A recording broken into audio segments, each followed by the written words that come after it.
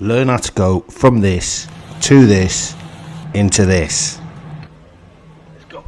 First thing I do is I turn over my chicken to be able to see where I have to cut through exactly to open it up like a book. This means to butterfly our chicken. We take off any parts that look hard or like bones and just cut through it and turn it till we get an even piece of chicken.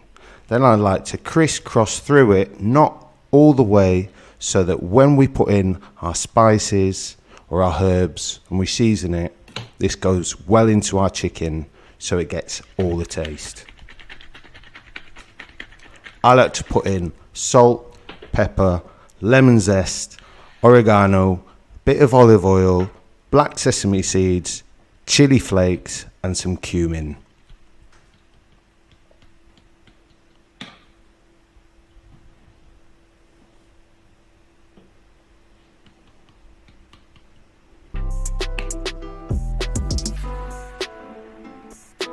Like we said, also a dab of olive oil, rub it in a bit, get a hot pan, lay down that chicken, and what we don't do is start to move it around, take it out, flip it over. No, we leave it for about 2 or 3 minutes for this chicken to sear well.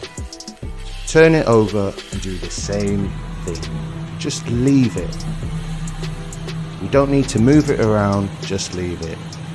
I like to finish it off with a good amount of lemon juice fresh from the fruit.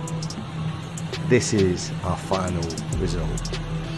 Juicy, tasty, citric, spicy chicken that anyone in the family will be happy to have any day. So if this video made your life a little bit better, don't forget to hit the thumbs up button, subscribe to my channel, and I'll see you guys in the next video.